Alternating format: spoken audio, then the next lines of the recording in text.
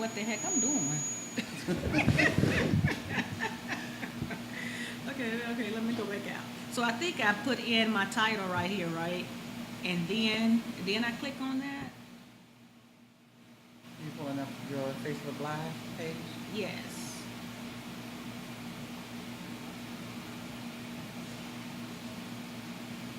No, back out of it for a second. Okay. Oh gosh. So I think I need to type right there first. Okay, all right, there it is. Cause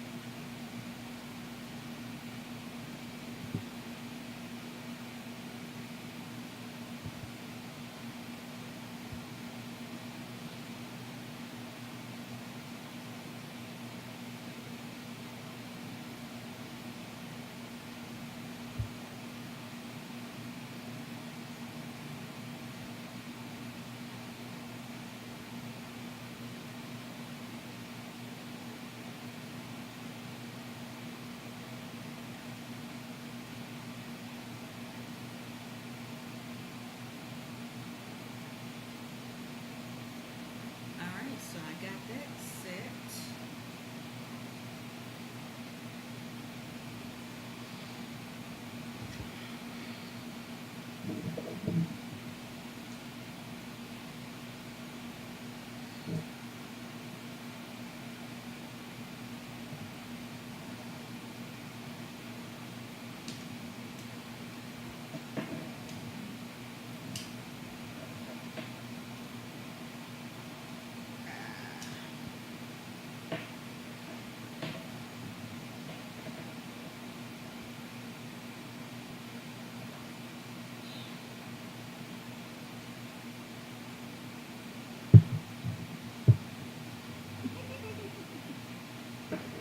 All right, everything all right over there? Then good to go. Everything good to go. We're starting right at 7, right? Yep, I'm ready. Right at 7.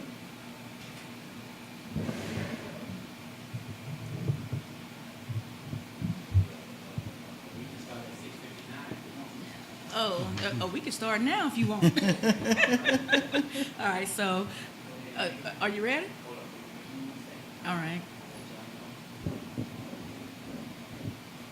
Oh, let me bring my mic down just a little bit right there. Got your mic? You ready to go? I'm good. You ready? 5 seconds.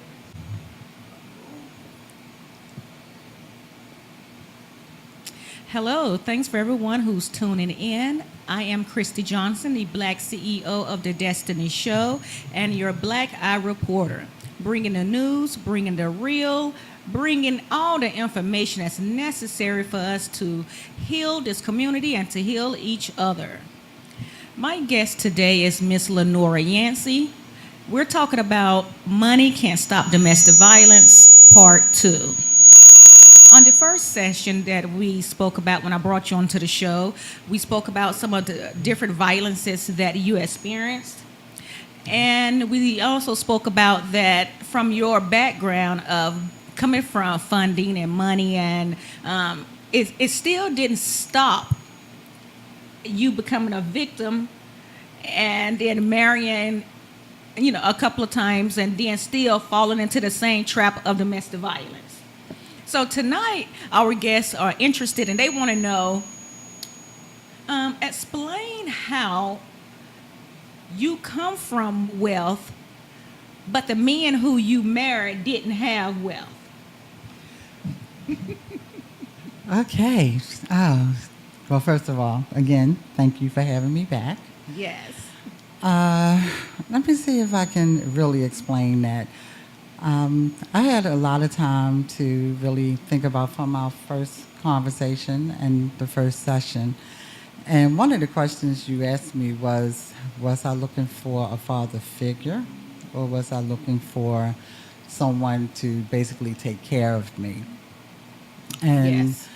during that time between the first session and now, I've heard a lot of spiritual things that have brought to my mind that I really was looking for my daddy. Because my father was a very caring man. I was the only girl. But for whatever reason, I disappointed him. So, as you said, yes, I was born into a middle upper class family. We did have money, and I believe that what happened with me was losing my virtue at the age of 9, and falling into that. To me, it was like a bottomless pit. Falling into that, and then just basically using my body and disrespecting myself, what was coming to me was what I was putting out. So it's almost like karma. I didn't have that education that some young ladies have when the mom sits you down and has that conversation about, your body and what you should do as a Right. young lady. I never had that. I actually learned about sex education in school because they were teaching it in school. But by that time, I was already sexually active. So I was presenting myself the as just a woman that would put out and do anything for what I thought was love. So those were the type of men that I was attracting. If you thought I was pretty, if you thought I had pretty eyes, if you just liked me because you saw me, that was all that I needed to hear. I mean, back then, tell the truth, I was 135 pounds, I was skinny, I had hair, no glasses. So I think I was fairly attractive. But I believe that's how I got into that. On the way over here, it was so funny because I was trying to, in a strange way, characterize what I was doing, and I was actually pimping my own self out. Except for I was the one that was paying the price because many of the men in my life, and especially you were modest and kind. Thank you. You said several marriages. Let's keep it real. It was 4. So, of the 4 marriages, the first 2 husbands did not have money, and I had the money. I had the wherewithal, but as you said, it did not stop the domestic violence. There was still physical violence. There was psychological violence, mental and financial abuse, because I felt that the money that I had, if they asked for it, I had to give it to them to continue this Yes. cycle that I was on. And then with the last two actually did work. They were fairly supportive, but because I had the ability to negotiate and make things happen, everything still fell on me. And it did create a big issue. Now, what I want to be clear about is the physical violence happened basically in the first marriage. It was right after that happened, that lesson was learned quickly, not to allow another man to put his hands on me. But I feel like what I did was I substituted the pain, and then it became psychological and emotional. So I got strong in knowing that hitting me was wrong, but I didn't get strong or knowledgeable of knowing how to keep them out of my head. Oh, okay. Now, look, I got to come in I on know this you one. I do. got to come in on this one. So you say that, okay, in the first 2 marriages, those were the real domestic violence, physical, psychological, emotional A little bit of everything. abuses. Yes. Okay. So then when you became a little stronger and you realized what hitting you was, and you didn't like that, when you moved on to the 3rd and the 4th one, you say that even though those were volatile marriages, those two didn't have physical abuse? They didn't have physical, but I became very submissive. So I became that woman that would just do whatever they wanted me to do, whether I wanted to do it or not. Oh, okay. So that's why I said it was more emotional and more psychological, because when the first two marriages failed, my goal was to not have another failed marriage. So Okay. then I made myself more submissive and gave up my own strength. So I'm not saying that it was the right thing to do, but that's what I did, just so the relationship would keep going. And as we see, that was not a good decision on my for me, but it's what I did at the time. And again, I felt like, why am I doing this? I mean, when I look back over my life now, one of these marriages I actually put in 20 years. Relationship was 20 years. And I probably cried more in those 20 years than I've done in a lifetime, because I would not, I gave up my strength. I gave it up. I gave Yes. up my strength, and I didn't know how to get it back. Yes. And it was for the fight of my life. So these last 10 years, God just woke me up one day, and I just went to God one day and said, I need this to stop.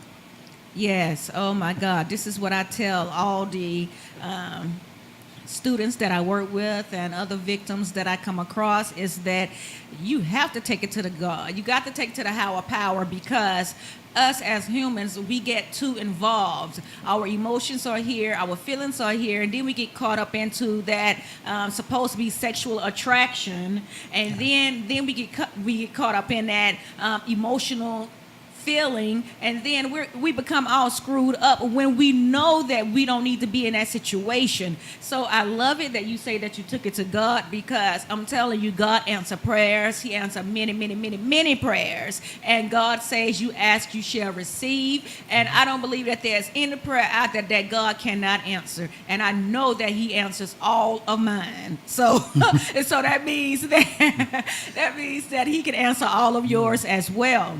Now, we're going to go over to another side of this on this money issue, because I know that in a lot of domestic violence relationships, when there are cash flow available, I know that those volatile, abusive men, that they do a lot of strip club hopping, and they have you funding that, as well as funding their hotel stays and funding whatever extracurricular activities that they want to do on the side. So let's touch that, because see, I want everyone to understand that when there's money involved, that there's a lot more extreme circumstances that take place.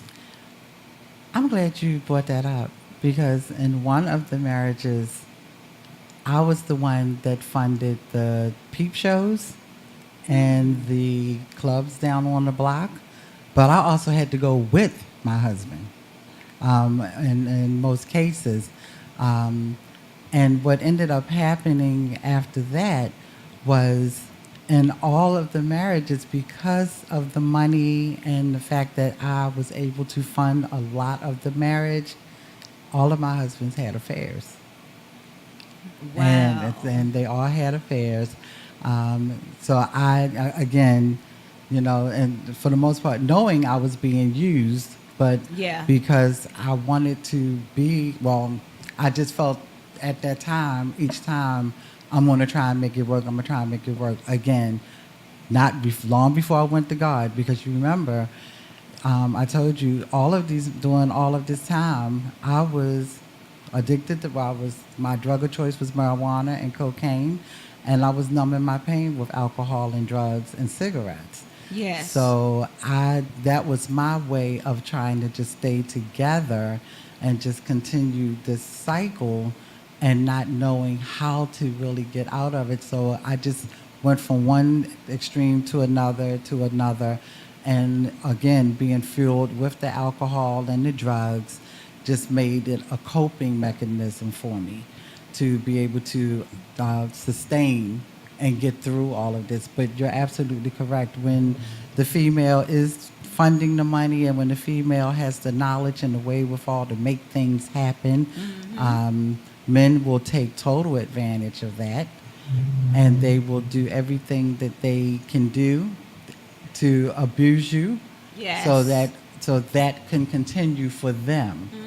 You end up being in the corner, and you only come out when that need for them is there, and you're the one that can provide it. All right. So let's go back to some of the other extracurricular activities. And you this is a question that I'm asking just for personal references for those who are listening. But if you don't feel comfortable with answering it, you don't have to, because I don't force any of my survivors to go back into a state of shock or back into a cycle where they're uncomfortable. But I just want to ask this question because were there any times during those extracurricular activities where you had to do any type of special performances, either on him and other men or him and other women? Both. Both. Okay. And see, the reason why I asked this question is because there are so many women stuck in this cycle right now of not knowing their self-worth. They would do these type of tricks and performances just so that they think that I'm going to save myself from being beaten later tonight. Exactly. Or secondly, I'm going to save myself from being thrown out for the night and don't have anywhere to stay.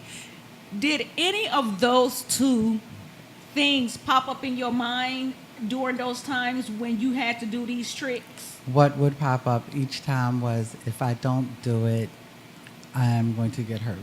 Yes. He's either going to either choke me or cuss me out or beat me or just do something sexually against me or to me. Yeah. And that's why I did it, was because I needed to have a calm night.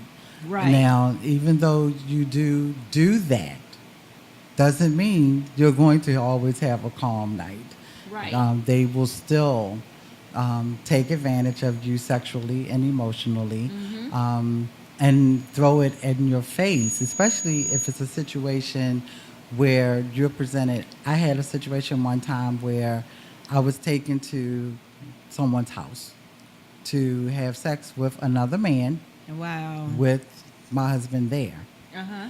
And once that was over and we got back to the house, I was the one that took the abuse as if it was my idea. Yeah. So yeah. it's like, why did you do that? I would say, because that's what you wanted me to do. Right. And, so, for anyone that's listening, I will say, you're doing it to avoid the abuse, but the abuse is worse because then they turn it around and make you the reason why this happened and not that they requested it. You can say 10,000 times, but you wanted me to, and then their response is, but you didn't have to do it.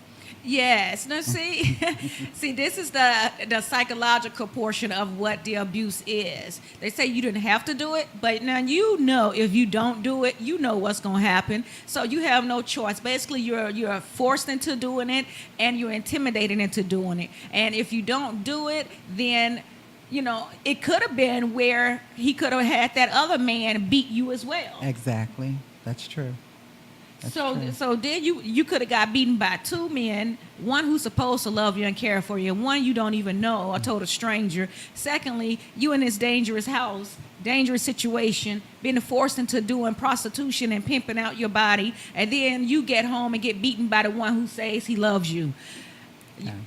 All I got to say about this is that, ladies, I'm telling you, anyone out there in these situations, you need to get out now. There's too much out here going on. Domestic violence is dangerous. It kills, and it leaves you in a state of shock and a messed up mind state to where you just psychologically and mentally don't know who you are. See, we believe in healing hearts, minds, and souls, restoring the futures, giving every person, every abused victim, everyone that's been psychologically, and I'm going to say psychologically raped, Okay. because that's exactly what domestic violence does. It rapes your natural thought and your mindset. I don't like domestic violence. I'm against domestic violence. That's why I'm an advocate. That's why I fight against this every day. This is why I stand strong for women and children that are in these relationships. And I just want to say to you that, oh my God, I am so sorry that you had to endure any of that nonsense.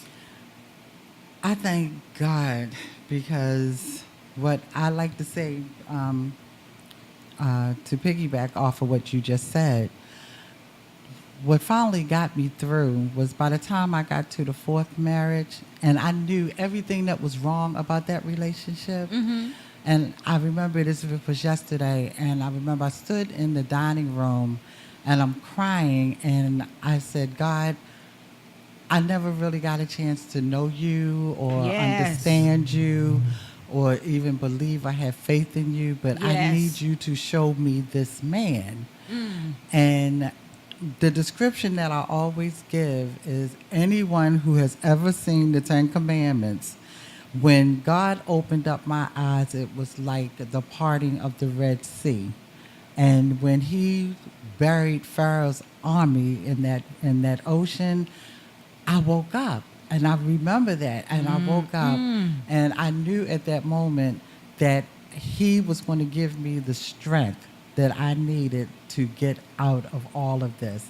By this time, I'm well into my 50s by then. So Oh, for wow. 50 years of my life, from being raped at the age of 9, having Yes. 2 abortions, 2 children, being date raped, and just being promiscuous with just strange men and just doing all these bad things. At that moment, I realized I'm worth more than what I was doing, because I was doing things that I thought was hurting men because men had hurt me, never understanding that the person that was really being hurt was me, Right. and that I was disrespecting myself. And I said this the last time, and you gave me the blues about it, but I'm gonna say it again. For me, it was hard. Sometimes we have to forgive, and we have to love ourselves, because if we don't, it's hard to forgive those who have done things against us.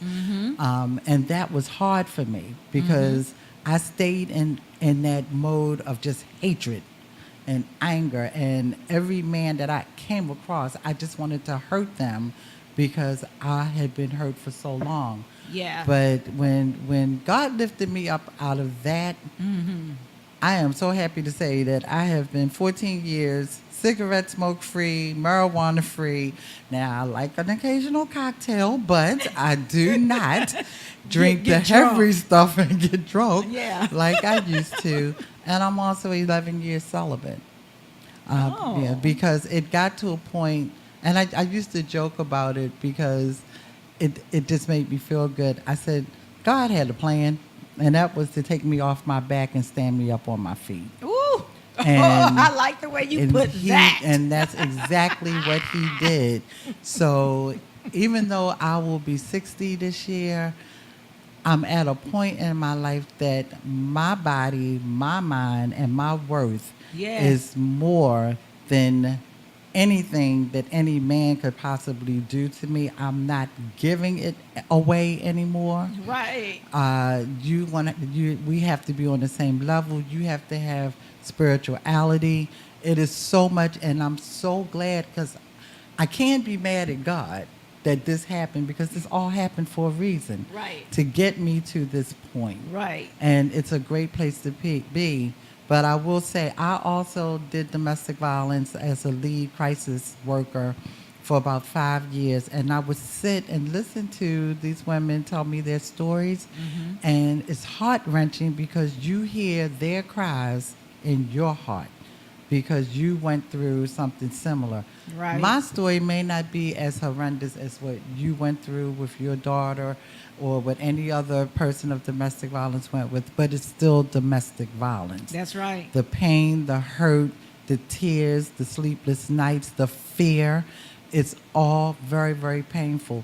When someone gets into your head and you can't figure out how to get out, that is so hard. Because I had someone actually ask me 10 years ago, what do you like to do? I'm like, I don't know. I don't know, because everything that I love to do got stripped can't do away no from. more. Exactly. I can't do it anymore, and I don't want to do it anymore. Yeah. So now I have to find new things to do. Yeah. But you're right. Domestic violence is real, and ladies and those who are listening, I want to say, it's easy in some cases to get into it because, like me, Christy asked me in the beginning, I didn't know. I never had a man put his hands on me. I never had a man scream at me. I never had a man be sexually rough with me. So when these things happen, when that fear sets in, and then they create more fear on top of that, because then they make you like this puppet, and they're the ones that are pulling the strings. When things like that happen to you, you have to like get into your own head, and you have to know your worth, but always know that you don't deserve what you're going through, and you deserve more, and you deserve better. Find a girlfriend, find anybody that will listen to you, get help, do whatever you need to do. But not to sound like I'm preaching, but if you believe in God, Buddha, and if whatever your belief system is, go to that belief, pray, and Yes. ask God to help lift you out. He definitely will do it. I am the happiest I have ever been in my life as a single woman, and enjoying life. And I don't miss, and I miss intimacy. I'm not going to lie. I do miss intimacy, but I do not miss sex. I believe at this time in my life that I should be able to enjoy an adult, mature relationship with an adult, mature man, and not have sex as the first dish served. Ooh, don't you know? Don't you know? Don't you know? Because there are so many ways that a man could treat a woman so nice and have that other type of intimacy than going into taking off some clothes. Exactly. Now, see, and all of that is unnecessary. You ain't got to take off no clothes on the first date, second date. You have to learn to get to know each other, know each other's feelings, know what each other wants, set your standards, set your goals. And if that person can't give you exactly what you telling him you want, then let him go. Amen to that. And that's right, let him Yes, go. He let ain't him worth go. being in your presence. He ain't even worth you speaking to. Bye-bye. And don't let him get in your head that, well, if you don't buy this, or if you don't buy that, or if you don't wear what I want you to wear, you are an individual. You do what you want to do. God made women for a reason. Ooh, yes, he Okay, did. He made us for a reason, and we, no disrespect, men, but we are a stronger sex. But when you try and strip that away from us, or when you do everything, trust me, you're just making us better for the right man that's going to come along and do and give us the love that we deserve. That's right. We may go through a lot. I kissed a lot of frogs along the way and did a lot of bad things that, I can't say I'm not proud. I mean, I can't say I'm proud, but they happened for a reason. Because if they hadn't, I wouldn't be sitting here today with this wonderful woman and Aw. letting you hear me now. Yeah. If 10 years ago, you would have not. And I've held this in for 50 years. I'm just starting to tell this story. Yeah. Because it frees me. It's Yes. therapeutic. I can talk about it. I can help someone who is listening, who is going through, well, my boyfriend says I can only wear short tops and coochie cutter pants, pardon the top of the pun. But if that's not what you want to wear, sweetheart, put on what you want. If you want to wear capris, and if he doesn't appreciate it, then you know what, boo, later. Yeah, that's right. Appreciate your body. That's right. It's yours. That's right. And it's your decision what you do with it. Don't do what I did. I went out and just gave it away. I just gave it to anybody that wanted it because I wanted to feel loved. And that's not love. That's That's not love right. doesn't hurt. Love doesn't do any of these bad and nasty things to you. So if that's what you're doing now, stop. That's Step right. back.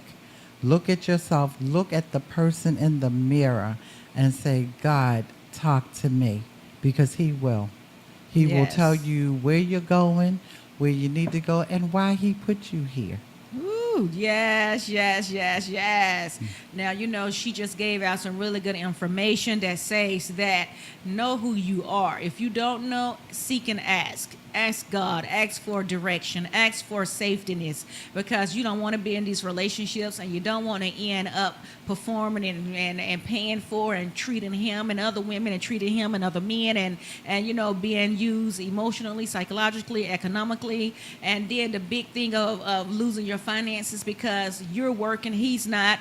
And if he is working, he's still using your income to still front whatever he wants. So basically, you're still being taken advantage of. So as we on the Destiny Show love to give out advice, we love to give out information, we love to bring the real. We keep it real every Tuesday at 7 p.m. We tell you about what's going on in the communities and about how to stay safe.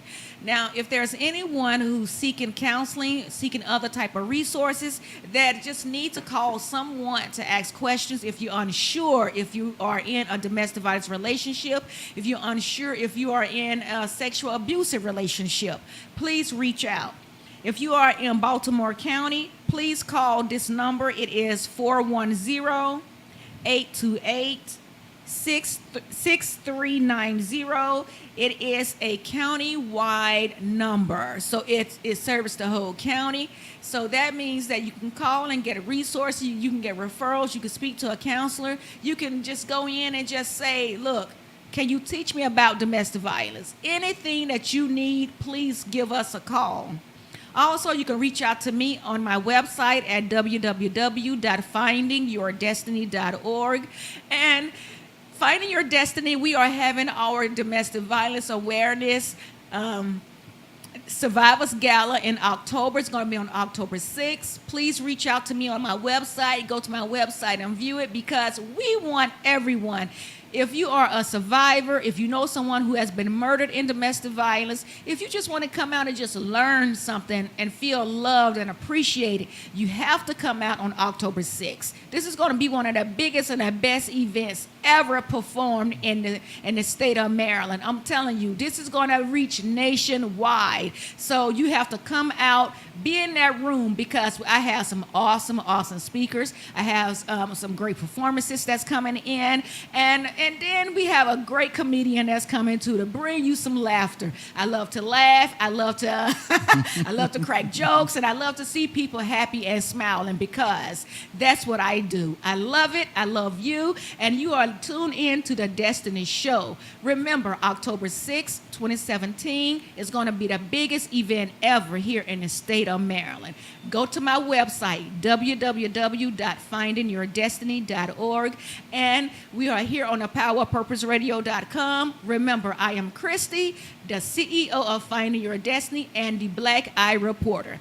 I love you and have a good night.